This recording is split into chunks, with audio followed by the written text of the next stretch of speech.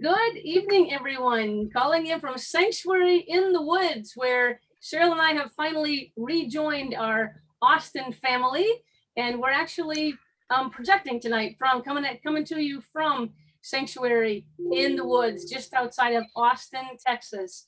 And we're incredibly excited tonight to bring a very special interview.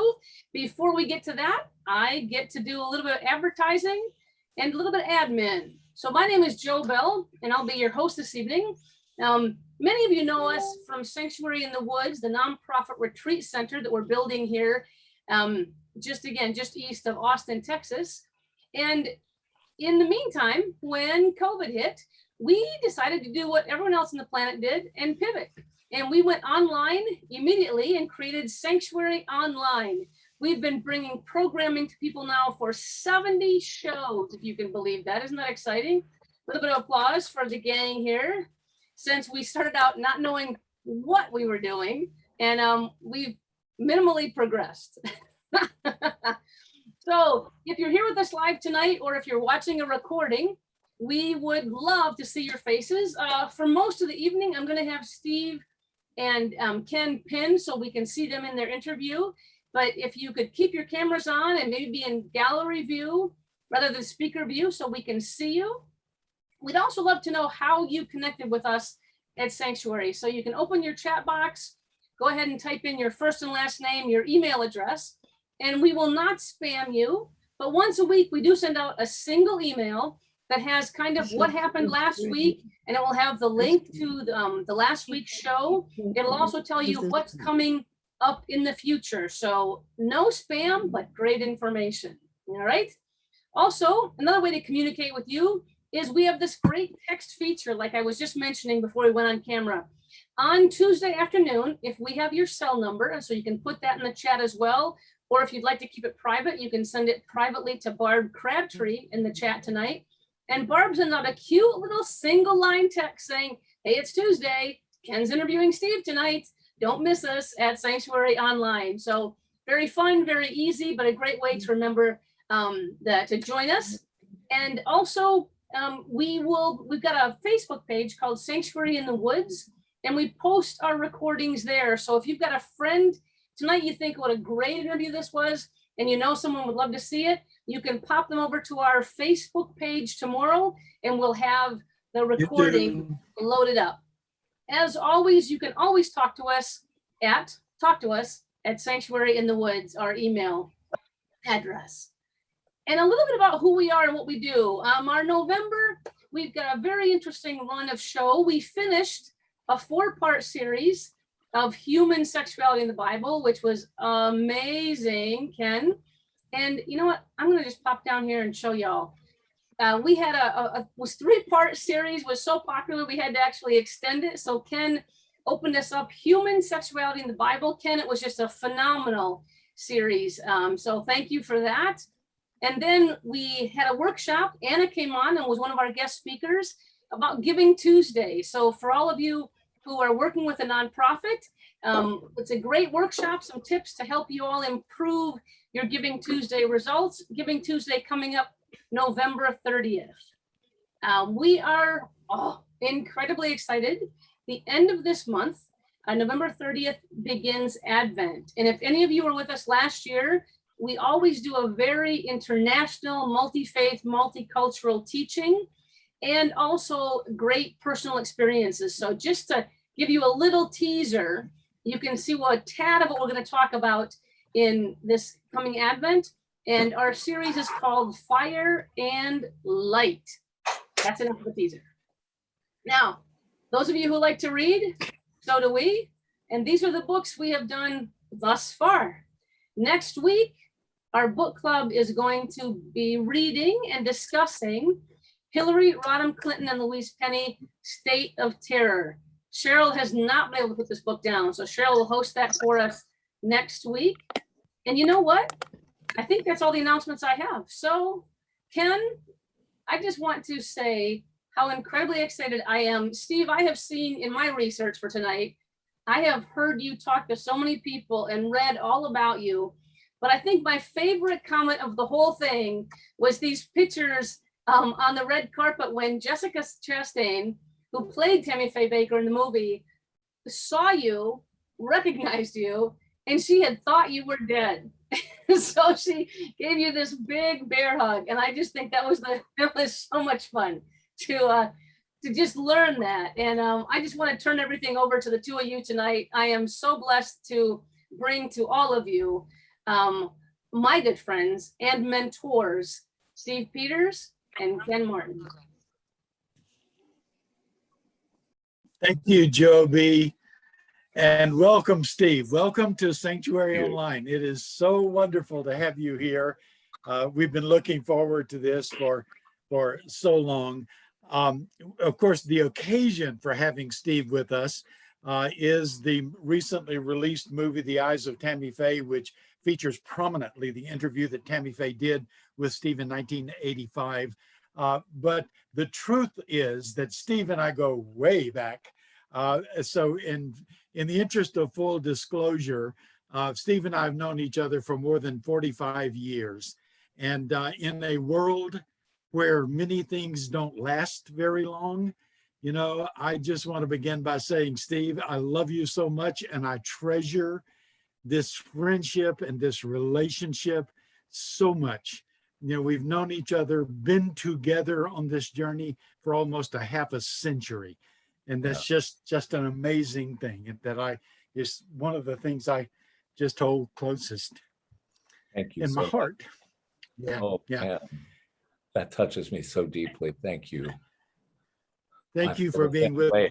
us, Steve. We know you've done so many interviews. You've had so much exposure, but tonight, you know, we're introducing you to a lot of people, you know, who don't know you, and we're so very excited about that. Before we begin, I just want to say to everyone else who's joining us, there's Pat and Martha. Hi, Pat and Martha. I just want to say to everyone who's joining us that if you have not seen this movie, The Eyes of Tammy Faye, first of all, it's an amazing movie. It is a wonderful movie, and it is such an incredible insight into the conservative Christian evangelistic world, you know, and especially into these two very complicated people, Jim and Tammy Faye Baker, you know, that for no other reason, just watching it in order to sort of understand that whole phenomenon, you know, and particularly what's going on in our world right now. You know, that's a wonderful thing. But Steve, you know, many people will know you as an MCC clergy person, will know you as an AIDS advocate through all of these years. You have been so public in so many ways, but I want people to know that when you and I met over 45 years ago, you were on a totally different vocational path. You had totally different goals for your life before you came into MCC. Tell us a little bit about what you were doing back then, Steve. Well, I grew up wanting nothing more than to be a Broadway song and dance man, to become famous as an actor and singer and dancer. And I went to Northwestern University and studied theater and acting there. And I did around 70 different shows between the time I was 15 and the time I arrived at the doorstep of Good Shepherd Parish, MCC, when I was 23 in 1970, early 76. Now, and so I had every intention of being an actor. That's what I was working at and trying to do. And unfortunately, when I got out of the big bad professional world, all the doors kept slamming, you know, and I couldn't figure out why because I was cast in everything I went for when I was in college and summer stock and community theater, and suddenly I was not. So anyway, I really wanted to be famous. You know, I thought that being famous would really solve all my problems. It'd make me popular. It'd show the bullies, you know, what they were missing, and, you know, and all of this. And I thought I would live forever, you know, and And I just really wanted to be famous, and I thought the route for that was through theater and movies and TV, you know. So that's where I was when I came to Good Shepherd Parish and met you and Tom and many others. And me. Yeah, then what happened, And Steve? Cynthia, hi. And then what happened? Well, I joined the choir. I mean, I came out by coming to Good Shepherd Parish MCC in Chicago, and I met a lot of wonderful people there. And you all taught me that it was okay to be gay, and that God loved me just the way I am. And I just I drank everything like I was absolutely just not. I was so thirsty for affirmation as a gay man that I had grown up with such shame, and I really needed to come out of that shame. And you all brought me out there. And then what happened was, one Sunday I was sitting in church, and Ken preached a sermon about the woman at the well meeting Jesus, and the Samaritan woman, and how at noon this reject from the community met Jesus, and he told her all about herself, and she marveled at the meeting and left all of her heavy water pots behind, went back into her city and into her community, and shared what she had experienced in Jesus, and said, "Can this be the Christ?" And Ken suggested that we were called to leave our water pots behind and go into our communities and share our experiences of Jesus, and ask, "Can this be the Christ?" And I thought, "Oh, great sermon, Ken, yay!" And then I was sitting in prayer time before the communion, and I was just sitting there, and suddenly I had this blinding clarity that I was to be a minister. It was a sense of call like I had never I had never had any experience quite like it. And it was just so clear Sì, l'ho what I visto. was to do. And suddenly all of the doors began to fly open. I remember telling you, Ken, that I felt this call to be in the ministry. And do you remember what you said to me? You said, I don't. okay, you said, "I wondered when you were going to realize that." Oh, yes, I do. I do remember now. Yes. Yeah. And Yes, I I applied to McCormick Seminary, which at that time in 1976 was the only seminary that really was mainstream seminary that was accepting MCC students. And I got in, and I started in January of 77, and the rest, as they say, is history. Yeah, that was just an amazing time when, MCC was still young and we were still young, and all of this awareness was coming to us, just in all of these amazing experiences that we were sharing with each other. And then you went to seminary, Steve, and then we moved to LA, and you moved to LA. And then in 1982, you were one of the very first people diagnosed with AIDS, even before it became AIDS.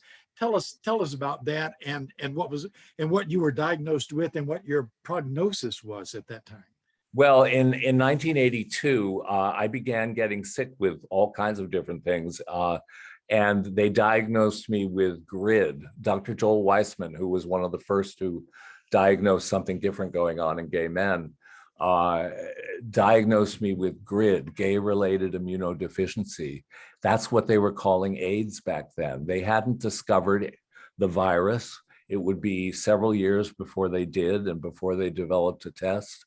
In 1982 and 83, I was sick, so sick like I had never been before in my life, with CMV and pneumonia and mononucleosis, strep throat, herpes, shingles, a variety of fungal infections, hepatitis. I had a fungal infection on the bottom of my right foot, which bubbled away for about 9 months, and no dermatologist seemed to be able to do anything about it. And one of the dermatologists that I saw for a while actually said that he hadn't seen this fungal infection since he was a medic in the South Pacific in World War II. And it was generally seen in people who'd been walking barefoot in sheep dung in New Zealand.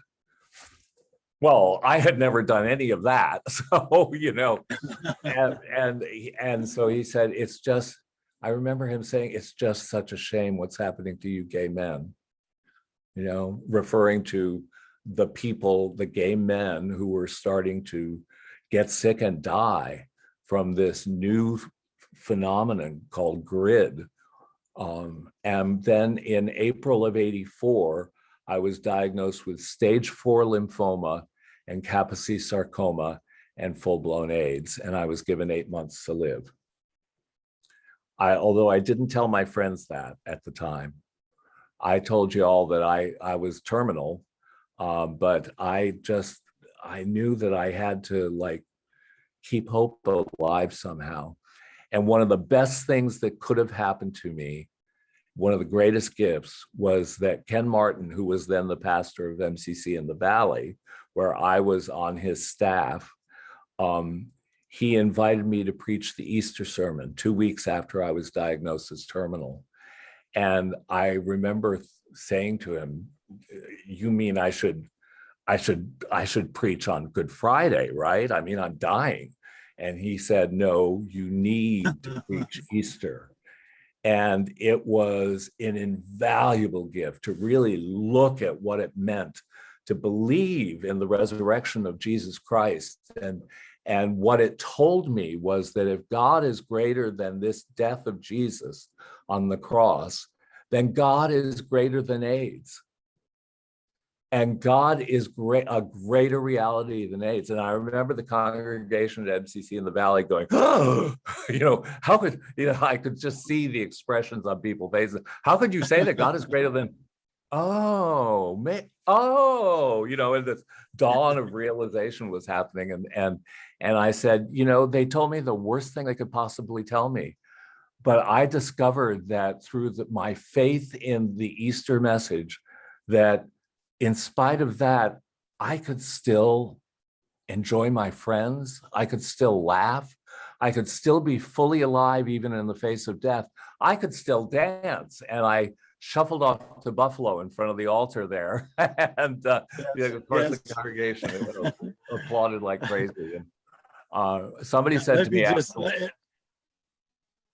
let me tell everybody, Yeah. Steve has a gorgeous singing voice. He is a great dancer. There is no question in my mind that if he'd stayed in that other career track, we would be watching him on Broadway now. But yes, he danced on that altar that day, and everybody who was there will never forget it. And Steve, there are a lot of people in this country right now who are trying to rewrite history. We are watching people who are trying to rewrite the racial history of this country. And just recently, they have begun trying to rewrite the history of what it was like for particularly gay men in the 80s with AIDS. And for example, Dennis Prager, who is a conservative radio host with tens of millions of followers, has recently made it his job to say that anti-vaxxers, that is, that the people who are against the COVID vaccination, are more pariahs, that they are more stigmatized in society than people were with AIDS in the 1980s, which is just a total, for those of us who lived through it, that's just, it's obscene. But Steve, what was it really like for you during that time? Well, the first few years, it was incredibly lonely. I mean, it was horribly stigmatized. We didn't know how it was transmitted. And so people were terribly afraid of being anywhere near me or touching the things I'd touched, breathing the same air, let alone coming to my home. But thank God for some strong women who Actually, I knew already from MCC, Reverend Lucia Chappelle, Pastor Lucia was my next door neighbor, and she was a member of De Caloris MCC, where another good friend of mine, Reverend Shelley Hamilton, was the pastor. And Shelley and Lucia marshaled all these different women from De Caloris MCC, the women's MCC, to come take care of me and bring me groceries and keep me company. And that, not only that, but they taught me about the rhythms of the body and the rhythms of illness, and riding the waves of illness to let the waves bring me into shore of healing, of feeling well again. And it was just an amazing thing to have these incredibly strong women minister to me in that way. You know, people were terrified of having me. I mean, there were times even in the mid 80s and later when I would go to dinner parties and everybody would be served on china and I would be served on paper plates, you know, or they would, you know, they would serve me in paper cups and throw them away. Or, you know, if I drank out of my glass, they would immediately take the glass to the kitchen and steam clean it, you know, so that they could possibly maybe use the thing again. I was asked not to use the bathroom in one person's home during that time, you know, and it was just a horribly lonely time. I mean, gay men were terrified of this, and rightfully so. And so they were terrified of anybody who had it. I remember during that time, there was a hospital in Thousand Oaks, California, not far from where we were in North Hollywood. And the second floor of the hospital was all AIDS patients. And even the hospital personnel would not take the food in to them. They would leave it outside the door. And there were 4 of us who took every week. We went for like 2 days a week, and we would take the food, pick up the food off the floor and take it in to the AIDS patients, because even the hospital personnel, you know, would not take their food in. They literally would have starved to death. I had that happen when I was hospitalized as well. You know, I was hospitalized at County Hospital because I didn't have any insurance. I remember. And they would leave the trays outside my door, and you know, I either had to get up and get it myself, or if I was too weak, which was most of the time I was in the hospital, I had to wait for the kindness of some stranger or somebody who knew better and saw it there and brought it into me. Yeah. But you're right, I could have starved to death. Steve, you know, after all of that, you became such an effective advocate. You took a position with our denomination in MCC as like our ambassador. You traveled around the country. Around the world. You're around the world. Your advocacy led you to be invited to the White House, to the White House prayer breakfast, where you sat beside President Clinton, talked to him. What was that like? And I'd like for you to talk a little bit more about these remarkable, you met with and worked with so many amazing women, powerful, famous women during this period, who were unafraid and who were great fundraisers and great advocates and supporters. Tell us a little bit about that period in your life. Well, in 1985, I was invited. I was on the board of directors of AIDS Project Los Angeles. I was the client representative on that board, and I was invited to speak at the very first Hollywood fundraiser for AIDS. Elizabeth Taylor chaired the event, and so I got to meet and you know, work with Elizabeth Taylor, who was just an extraordinary advocate for AIDS.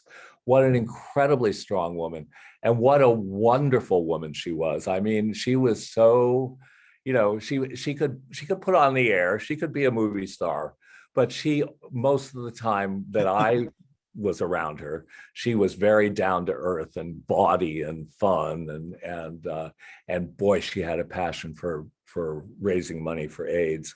Shirley MacLaine introduced me to the audience when I spoke at that event, and I have run into several times through the years, and was always, very, very, very much, an advocate for AIDS and people with AIDS. And she used to talk about it as being something that, AIDS was around to aid the world in getting well and working on things like the climate and all kinds of different things like that. I had the opportunity at another AIDS fundraiser to meet Lucille Ball, who, I have to say, I grew up watching I Love Lucy. And when I was diagnosed as terminal, I decided to follow Norman Cousins' advice and watch I Love Lucy or something that made me laugh, but usually I Love Lucy every single day, like it was a medicine. And that was part of my wellness routine. So I got to meet her at this AIDS benefit that I emceed in 1989. And after I did my MC bit, I sat down in the audience and I was right behind her. So at the intermission, my friend Randy Seifert, who was the first pastor of MCC in the Valley, I believe, he said to me, "Stephen, if you don't introduce yourself to Lucille Ball right now, you're going to regret it the rest of your life."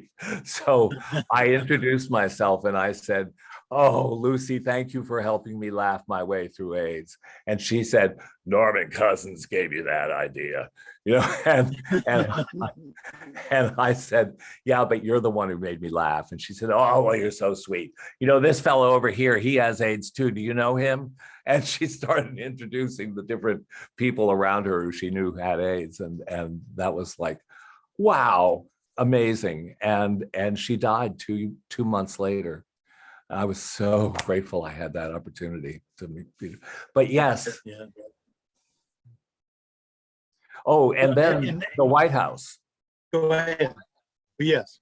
The White House. Well, I was invited to be one of 12 religious leaders in AIDS ministry to go to the White House for the first AIDS prayer breakfast that President Clinton held in 1993. And I was privileged to be seated next to the president. He had the Reverend Ed Dobson, a very conservative fundamentalist, on the other side of him. And he would talk to him, and then he'd turn to me and he'd roll my eyes, and he'd roll his eyes. And when he first talked to me, he said, "Well, I hear you're quite a miracle," because I had recovered by that time from full-blown AIDS, and so he wanted to hear about all of that. And then he talked to Dobson for a while again, and then he turned back to me and said, "So tell me," we talked about this, that, and the other thing, but he said, "Tell me, what's the latest about oral sex? Is that considered safe?" And so I proceeded to give him lessons on keeping oral sex safe between a man and a woman. So it's all my fault. That was long before the Monica Lewinsky scandal happened. So, yeah. Steve, after all of this, and after the shift in your life, from one career path to another, and I'm sure you were just kind of settling down in LA and enjoying your life.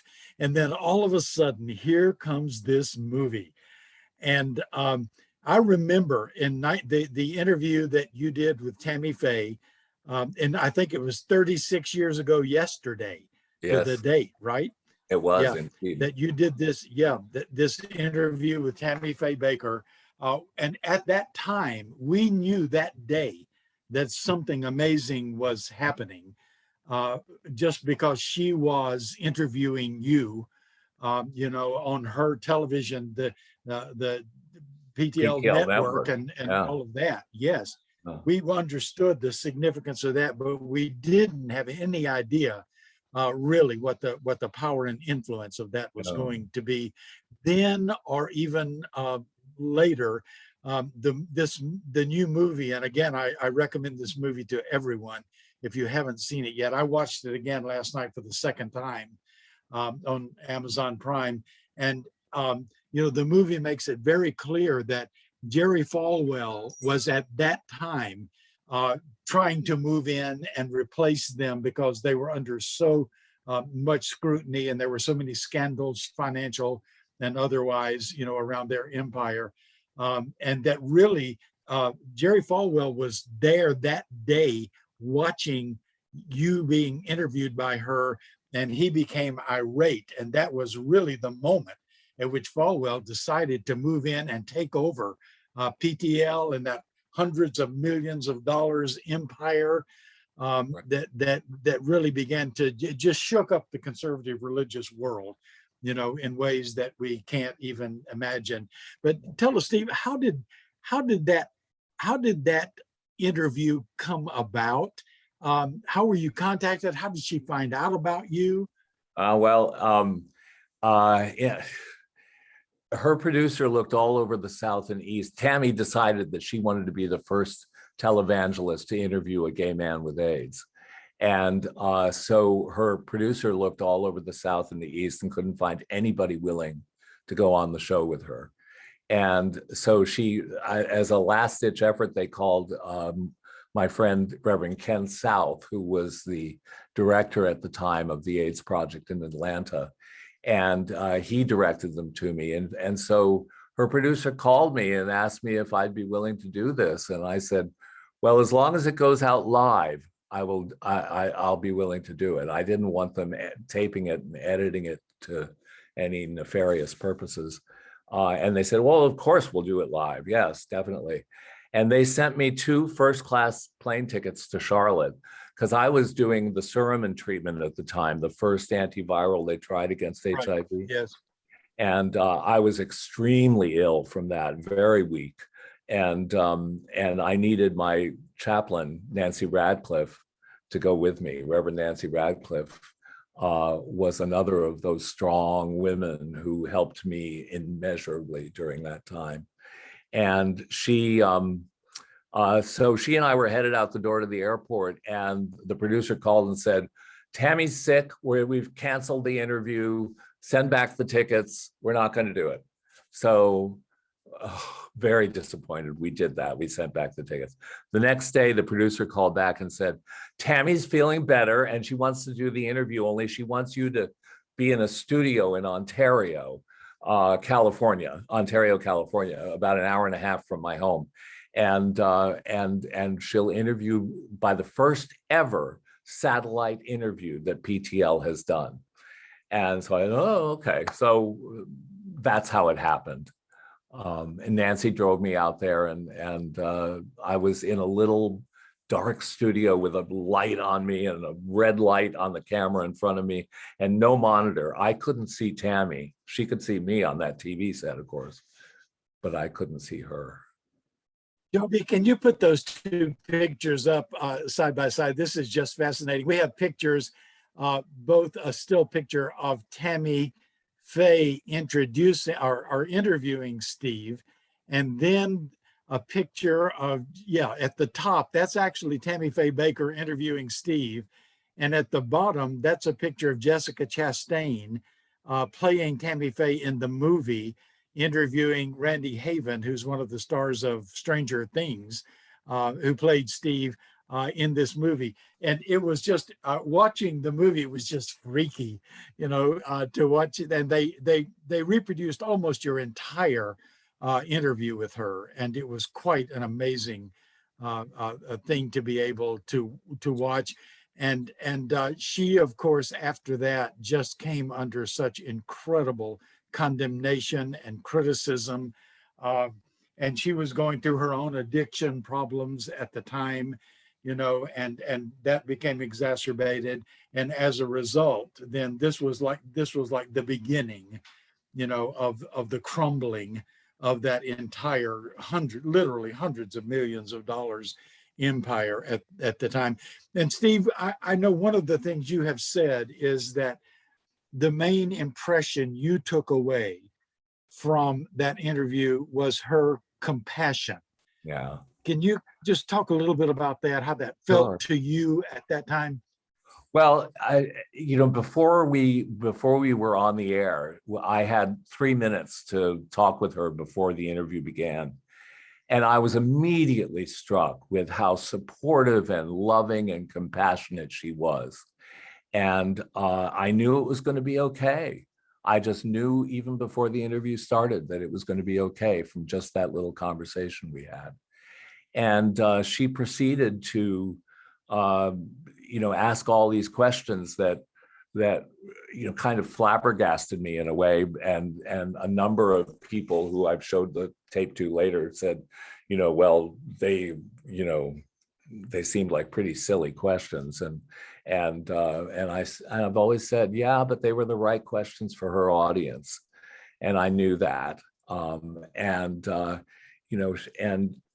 she made a number of a few different statements showing that people should be compassionate towards people with AIDS, and saying that parents should love their gay children. I mean, it was extraordinary. Nobody had, no televangelist had ever said anything like that. And Jerry Falwell was apparently backstage and going, "This has gotta stop." And Jim Baker had just finished telling him, "Oh yes, this is going out to 50 million people right now."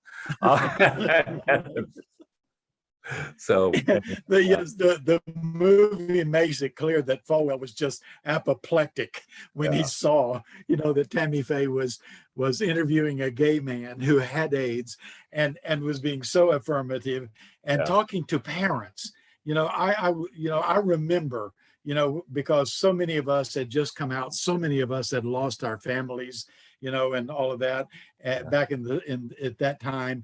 And when she said, if we can't love our children, regardless of who they are, and that was just that was a moment that just was stunning. I was talking to Dr. Mel White earlier today.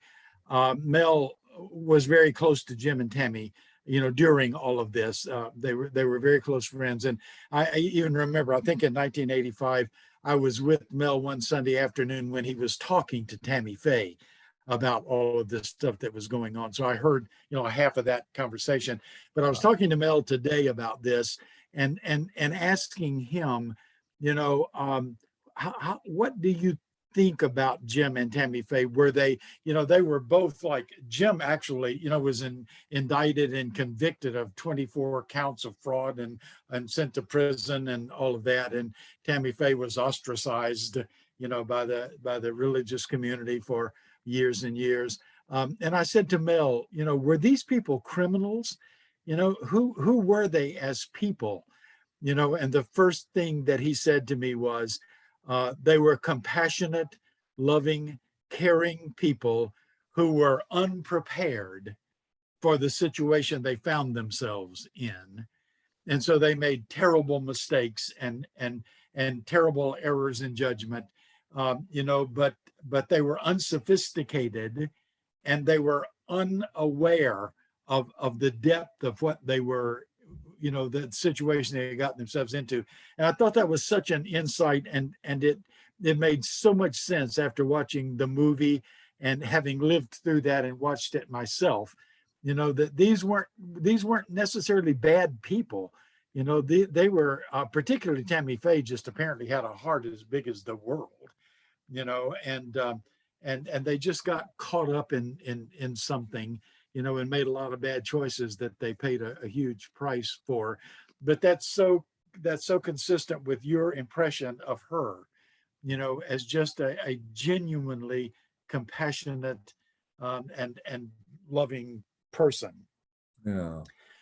So now, Steve, when they replicated your interview with her in this world-class movie starring all of these famous people. Vincent D'Onofrio plays Jerry Falwell in this movie. Tell us about how they found out about you and you found out about them, and how you ended up on the red carpet in New York City with Jessica Chastain. Well, I have become in the last like 2 years, I've become very close to Jay Baker, Jim and Tammy's son. And Jay and I have become great friends, and we talk like once a week. I mean, he's a great guy.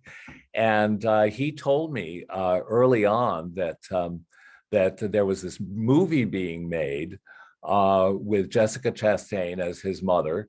And he said Jessica had told him that my interview was central to the film, and that it was the reason she decided to make the film, having seen the interview on YouTube 8 years ago or so. And so Jay said, you know, it's going to be out. Do you know about it? I mean, have they contacted you? And I said, no. And so my friend Allison Arngrim, who played Nellie Olson on Little House on the Prairie, she's a great friend, and she prodded me into contacting the studio, and so I did. I wrote to the studio, this generally to whom it may concern. You know, I'm still alive, and the studio, the publicist for the studio, Melissa Holloway, wrote me back and said, oh, we're so delighted to hear that you're alive. And, you know, maybe, I mean, after much conversation, it was, maybe you would like to participate in the rollout of the film somehow and do all these interviews and that sort of thing. And maybe you could come to the premiere in New York. And I said, well, you know, yeah, that'd be really wonderful, you know. And so I did all these interviews, and then they flew me out to New York, and I mean, limos everywhere, from my door to the airport, from the airport to the hotel, 5-star hotel, the Peninsula Hotel on Fifth Avenue. It was, and then my niece joined me for the red carpet, and my niece Jen Pieters, and we had a blast. We got there, and the publicist put me in front of the paparazzi right away, and they all knew who I was, which shocked me until I realized that they had been given press packets with my bio. And so they all knew exactly who I was, and all these pictures were being taken. And then I was shown to the other side of the red carpet, where they had video reporters. And I noticed as I was going down the line of video reporters, you know, Hollywood, Access Hollywood, and Extra, and Variety, and all of those, I noticed that there was somebody right in front of me who was doing interviews right in front, and it was Sharon Stone.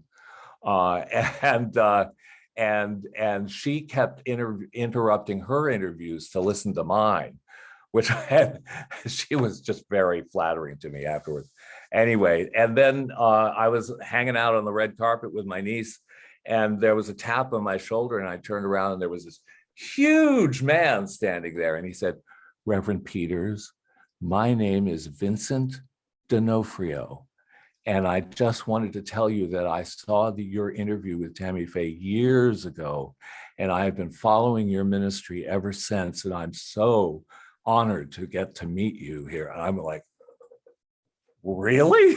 And then the publicist said, Jessica's ready to meet you.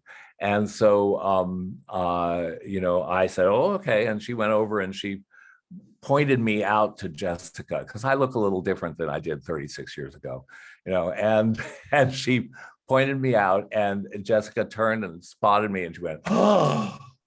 And then she ran over and threw herself into my arms and just held me tight and kept whispering into my ear, you're extraordinary. You're historic.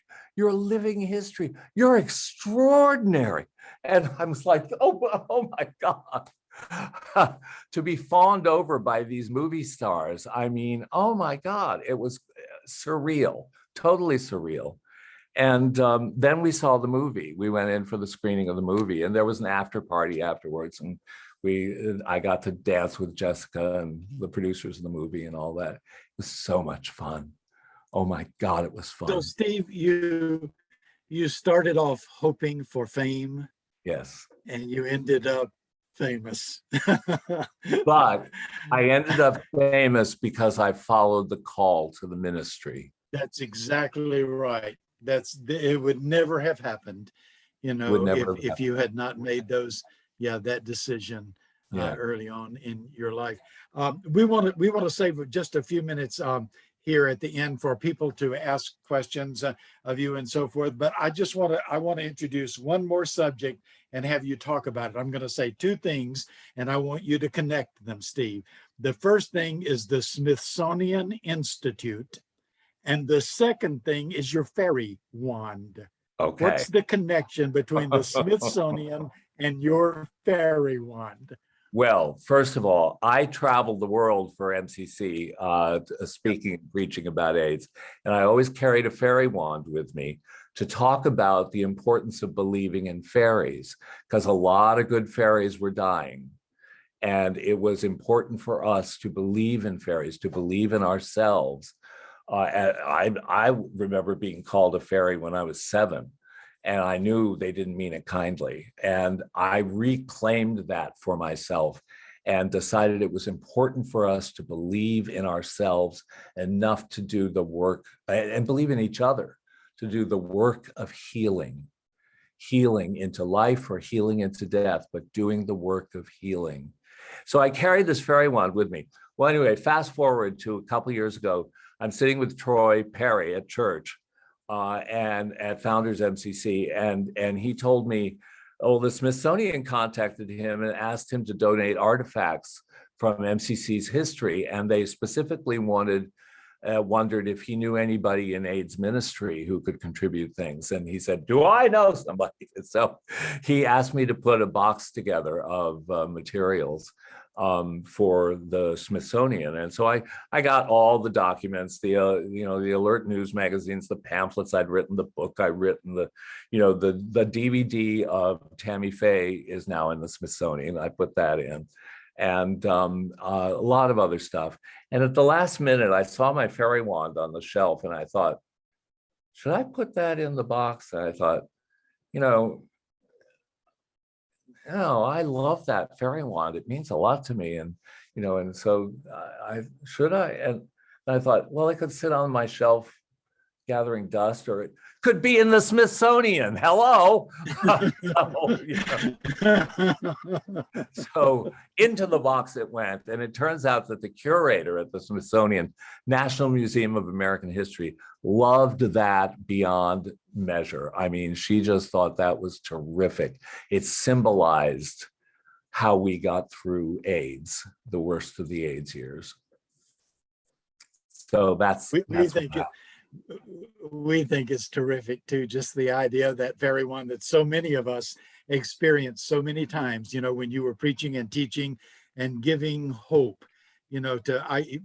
people called you the AIDS ambassador. I always called you our ambassador of hope, because everywhere you went, you offered hope to people, and not just around AIDS, but around all of the issues that we as a culture and a subculture of people have been facing, through all of these years. I just think of you, as the person who is always singing and dancing and smiling and offering hope and offering that wand, as a symbol, that we can make it through this. And Right. Somehow we did make it through, all of that. And even though it was a horror at the time, we are so thankful now, for you and for everyone who made it possible, for us as a community to come together. And I just want to say again, because I wrote about this in my book, I was, for 2 years, I was an AIDS educator and counselor at the HIV Education Center, AIDS Center in West Hollywood, which at that time was the largest early intervention AIDS center in the world. We had 1,700 clients at one time. And at that time, there were 5 major organizations in LA County supporting people with AIDS, and the executive directors, the EDs of all 5 of those were lesbian women. And Yes. I just always have wanted people never to forget that, Yes. the way women stepped up Yes. during that period, in our lives. And for us to remember, if anything ever happened to women, I hope men, Mhm. would step up, Mhm. in the same way, Exactly. because we just would not have made it, through that time. And I don't want those pieces of history to ever get lost. Absolutely. Well, Steve, we've got just a few minutes left here, and Joby, I want to turn it back to you and see if anybody wants to talk to Steve, ask Steve a question. Oh, I have a list, Ken. The chat room has been I fun. bet you do. And it's not the first question, but I'm going to pop onto it. Dr. Aaron, if you wouldn't jump on, because I think the link that they just shared about women stepping up, you had a question in here when Steve was talking about Liz Taylor and women like that. If you want to jump on and just ask Steve your question. Hi, Steve. Thank you so much. Thank you, Joby. At the very beginning, what made those women different? Did they choose to take the risk to be around you without knowing medical evidence? Was there something different about them? That's a good Your mind. question, Dr. Aaron. For Elizabeth Taylor, she was there because her best friend, Rock Hudson, got sick with AIDS and died. And that's what motivated her. And I think that, I remember Reverend Shelley Hamilton saying long before AIDS happened, that our commitment as clergy and as ministers, as people of faith, was to be present wherever the quality of life was at stake. And she used to preach that all the time. I remember, oh God. And she was, and they did. The women of De Colores MCC took that to heart. And they were present wherever our lives were at stake at the time. And, a lot of people latched on to the verse where Jesus says, "Fear not, only believe. Fear not, only have faith. Don't be afraid of ministering to the sick." That's what we're about. Just believe that you can do it. Thank you, Steve. And thank you, Dr. Aaron. Glenda, you, another famous woman comes up. Glenda, you had a question early on about Jan Russell. You want to unmute and ask Steve your question? Yeah, sure. Thanks, Joby. Steve, a friend of mine in Missouri, her name is Jan Russell. And I just wondered if you'd ever crossed paths with Jan. She spent many, many years in the medical profession caring for AIDS patients in a number of different institutions. I just wondered if you'd ever crossed paths. No, I'm sorry, I never did. Yeah. I wish I had. Yeah. She's still a great lady. So, yeah, great. Thank you. Thank you. Sorry, I muted myself and then began to speak. Nora, you've got a question or a comment really about hearing Tammy Faye speak in Long Beach at an MCC a few hundred years ago. Maybe you want to share. So Tammy Faye, MCC Long Beach used to do a charismatic conference every year. Hi, Steve, love you. And Tammy Faye Baker came and spoke, or not Baker at that time. And she was, when she had just learned that her cancer had come back, she had fought it, and then of course it came back. And it was just a very powerful evening, and she was so humble. And as you said, compassionate. But what I wrote in the chat, but she said, "Oh, everybody used to make fun of me crying and saying they'd always show me on Saturday Night Live with just mascara running down my face." And she said, "But that wasn't true. I mean, I cried, but have you ever heard of a little thing called permanent makeup?" So I thought that was fabulous. Oops, I think I heard some jingling there, Nori. Just to let you know how we're all enmeshed, Steve. Nori has one of our first puppies. Is that I know she Ruby does. Yeah. there. Yeah, one Yeah. of the pups of Sanctuary. So, I've seen her on Facebook. Yes. great Yes. pictures getting to romp around in Central Park. Let's see. I have another one, a Yeah. great question here from Timothy Smith. Tim, do you want to unmute and ask your question of Steve? Oh my, I don't have my lashes on. I can do it for you if you want, Tim. It's just a fabulous question. I just thought, what do you think there's anything significant about the timing of this coming back into the, the zeitgeist, the larger conversation? I know we're in the middle of a pandemic. I would say that seems like a natural thing, but do you have a sense of what God's purpose is for maybe bringing this conversation back 36 plus years later, and how he's using you and Tammy Faye and this, that historic interview to do something? What is? That's a really good question, Timothy. And I have to tell you all that Timothy is one of my very best friends, and he has cared for me in recent years when I have been terribly sick, and I just love him all to pieces.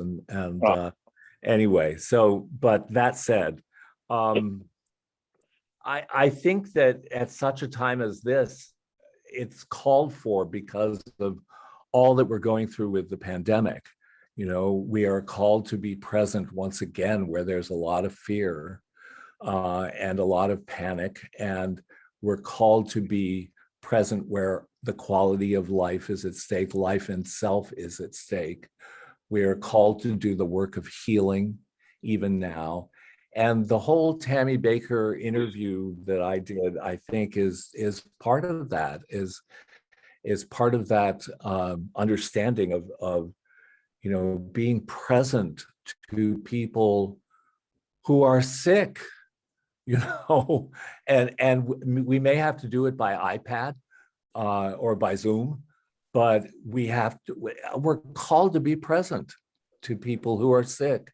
That's all about the gospel, the gospel is all about that. I mean, so yeah, I think that there's an interesting moment that is happening now with the Tammy Baker story coming back, and that interview in particular. Yeah. Ken, do you have any thoughts on that?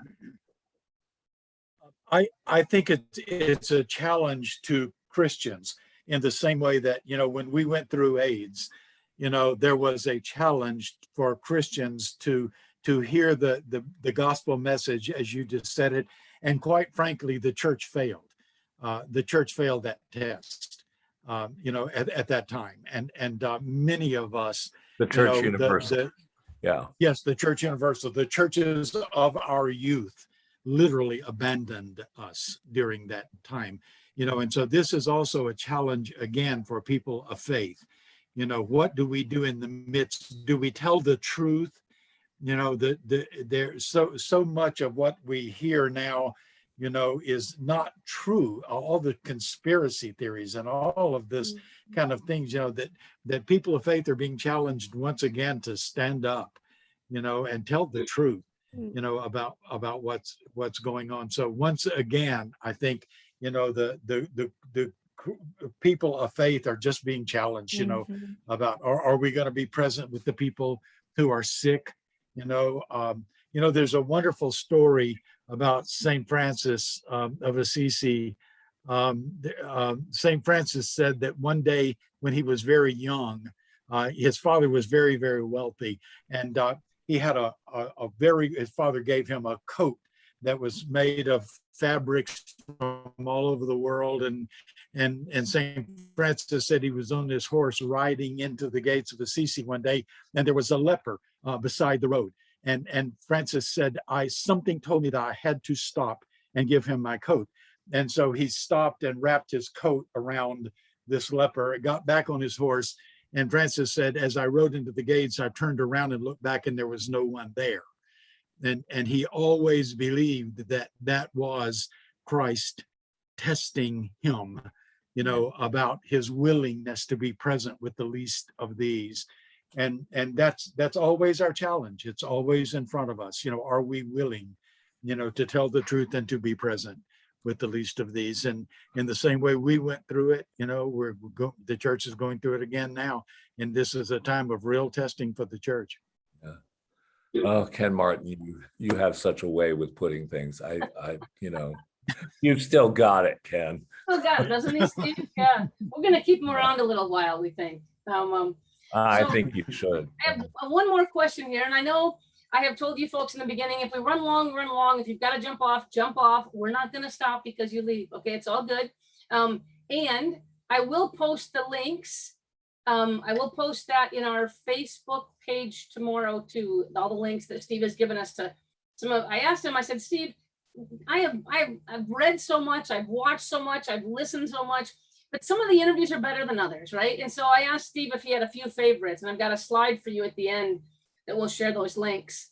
But here's a question from Carol. Carol, a great question. If you'd like to unmute and ask Steve directly. Thank you. It sounds like a couple things got you through AIDS to this stage in your life. You had a tremendous experience when you realized you were more than a body during the Easter service. And also you mentioned laughter got you through it. I was wondering if there's anything else, any other inner work you did to overcome this disease, like forgiveness or any other spiritual or psychological tool that you use to get you through this? Well, yes, absolutely. I think that meditation and visualization, guided meditation, really helped me a lot. Prayer helped me a lot right away, and wrote articles in our denominational magazine, Journey Magazine, about my experiences as a person with AIDS. And as such, I had, tens of thousands of people praying for me, and I knew that, and I could feel it, and that helped. I got into a rather intense psychotherapy that really helped me take responsibility for the things that were keeping me from being fully alive, even in the face of death and AIDS.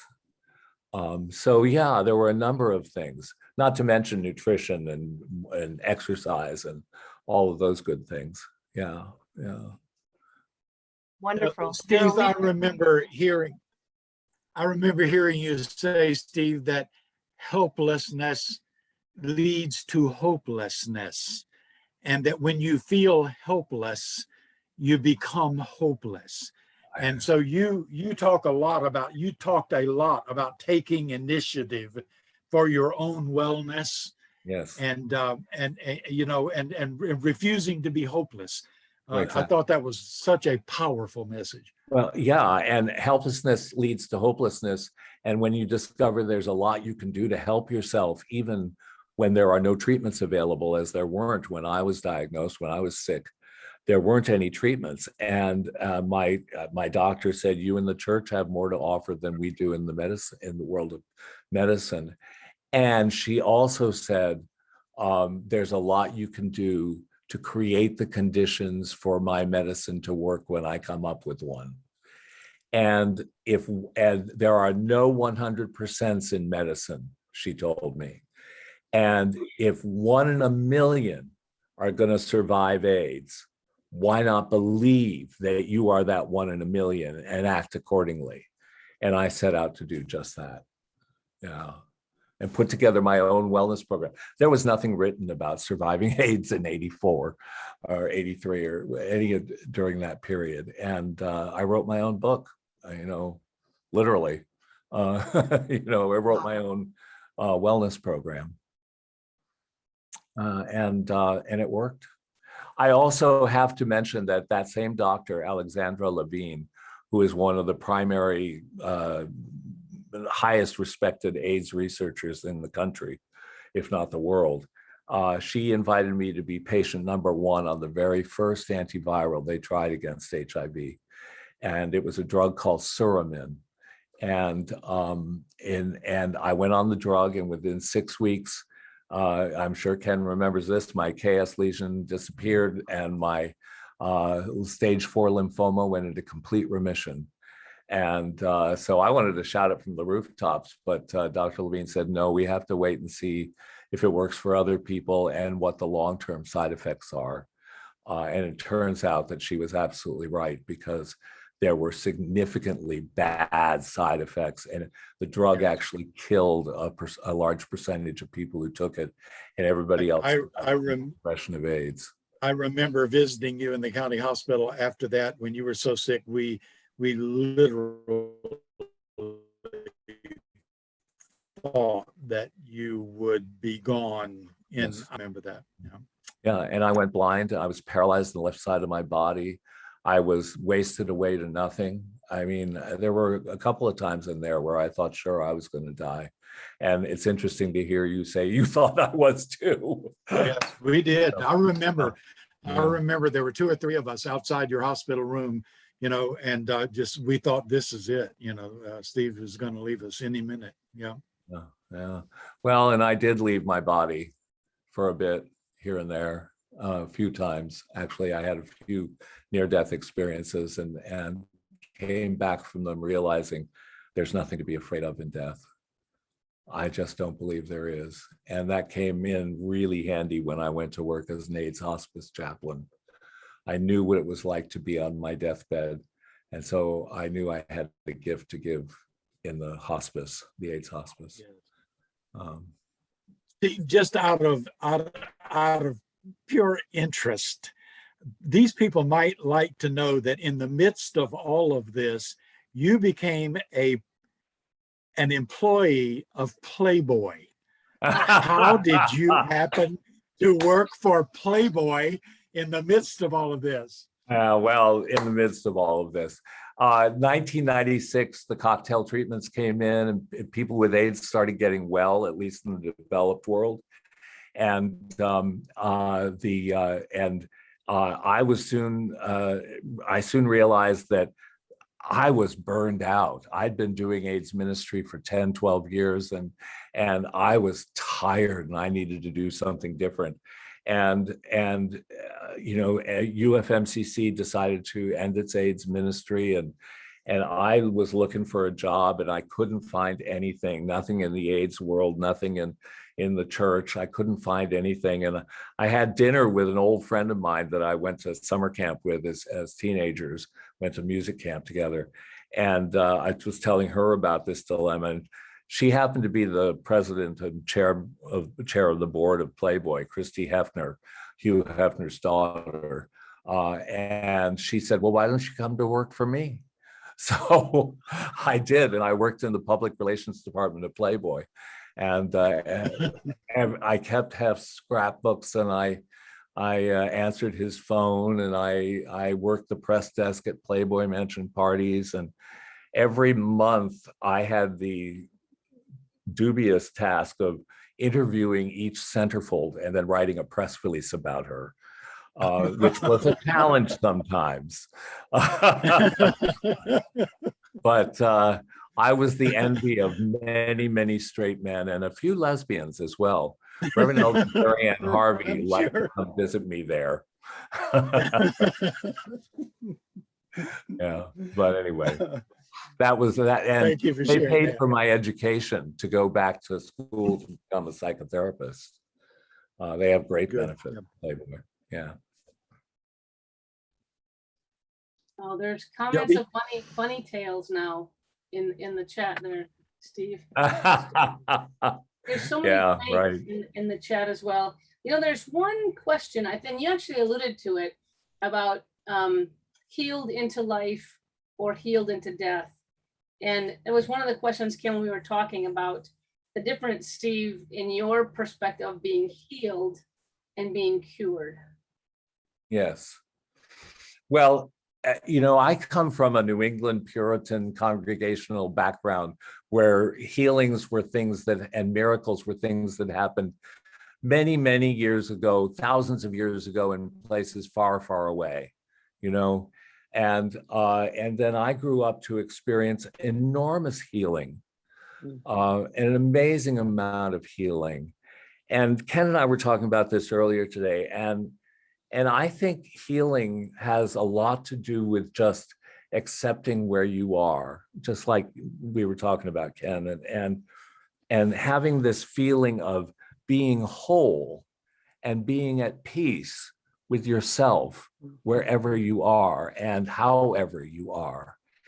And so, yes, my cancers went into remission, and yes, I recovered from full-blown AIDS and from the awful side effects of Sermon.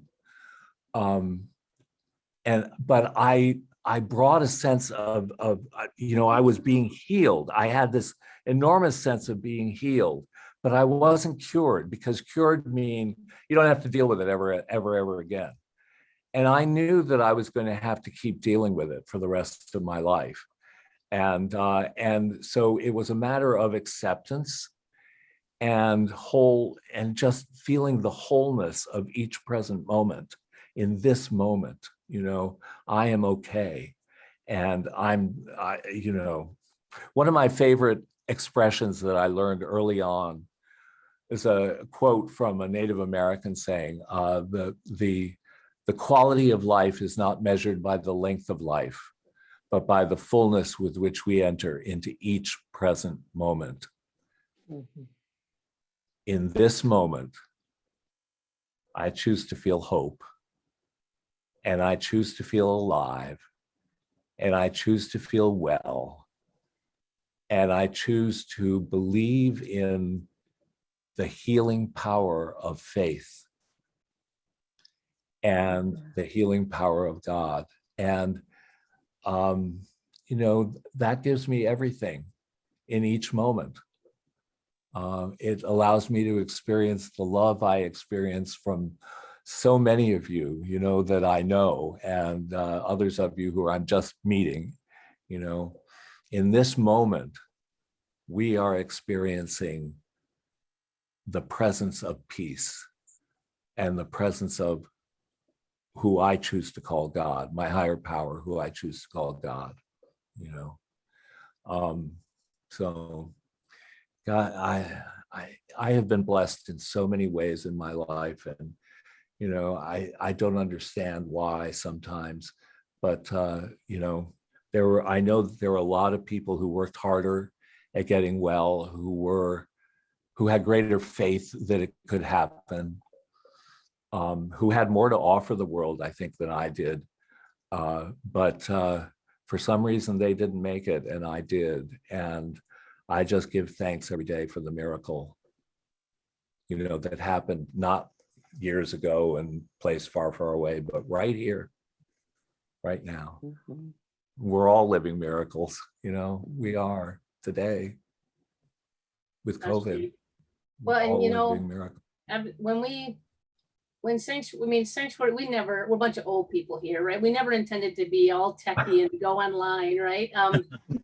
And yet we knew, you know, as you did in that moment, what we're trying to develop at Sanctuary in the Woods is programming and education and inspiration and community. And what's interesting is we had Seder online at the very beginning of the spring of 2020. And we said, well, if I was there. Yeah. I came for it. Yeah. And I zoomed in. And that night we said, if we can do Seder online, why don't we just do Sanctuary online? And we birthed it, you know, and like I said, 70 shows where we've dealt with everything from Black Lives Matter and mental health to bird watching and book reading, and so many. We try to have a nice blend, right? But what you're saying is I'm just so thankful that you're here tonight, because that's what we've tried to do, is even as the needs of our community as COVID changes, the needs of the world are changing, and we're actually going to assess in January, are we still filling a niche? Is there still a need for what we do, this healing, this community, this place of peace and safety and challenge. You know, we don't want to.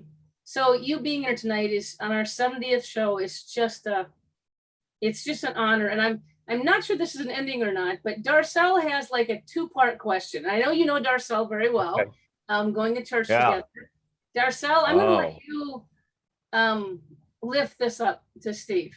You've got 2 questions in the chat that I've not lifted up to him, Darcel. So you knock yourself out. Maybe he'll do you a favor. First of all, I love you, Steve, and I miss you. I love you, Darcel. Miss you. But a couple things. Your favorite Bible verse, what got you through or what sustains you. And also, I know you have a Gilbert and Sullivan song. Oh, yeah. And I was wondering if you could share it with everyone. All right, I will. But first, the Bible verse. Okay. I knew she had to ask Steve. She knew what to ask. Yeah, she's a plant. I have here. No, 100%.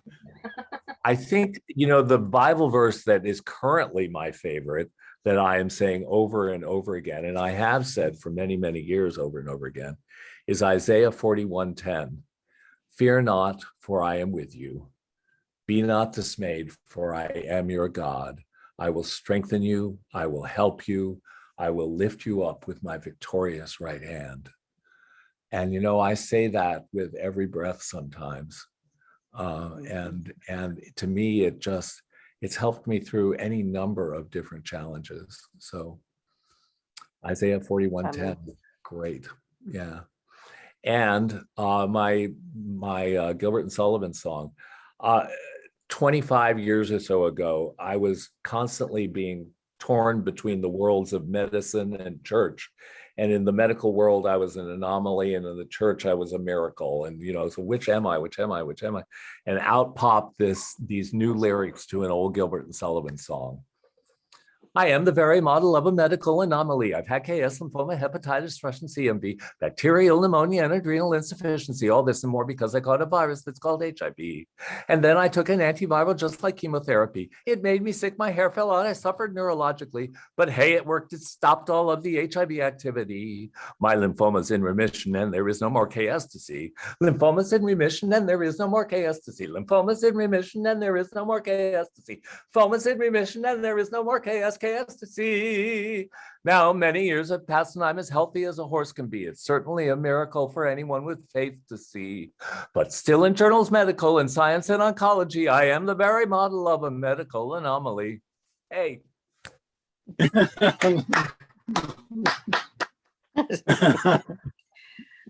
so amazing. Steve, do you practice psychotherapy still? Are you retired? I'm retired. Yeah, I'm officially retired as clergy and a psychotherapist. Yeah, and I've never been busier. Right. I've written my memoir during the lockdown. I had just started writing my memoir, and so during the lockdown, I saw that as my job to write my memoir. And I wrote 3 drafts, and the 3rd draft was picked up by a literary agent in New York, and he's had it. It's now been with an editor, the editor of Randy Schilt's books, and The Band Played On, and Uncommon Calling, and several books by Ethan Morden and Paul Manette. He has just finished editing my book, and is working on the book proposal to get out to major publishing houses. So keep your prayers going. Wonderful. God's timing, right? Yeah. God's timing, Steve. Yeah, go back to Timothy's questions around timing. Yeah, what is happening with all this convergence, right? And what a glorious road to be on. Ken, I think I'm gonna go ahead and show this last slide and get the admin out of the way. So get your cameras ready, my friends. And I'm gonna share the screen that has multiple links. And I will also put them in the chat. And I think in the chat, the links will actually be alive. So if you click on them, all 5 of them, it will open new tabs, right, in your browsers. You won't leave us, but those tabs will open up and you can save those for some phenomenal additional time with Steve, not with Ken, just with Steve this time. Okay, so thank you, Steve. Look at now, even Steve's taking a picture of that. So that's fine, my friends. And as things close up, I'm also going to put these again in the chat.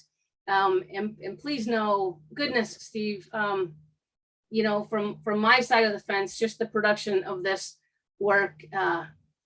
Thank you, thank you, thank you, thank you Oh, and my Thank you. pleasure, my for being here with my us. honor and my joy to be here. Thank you, Steve.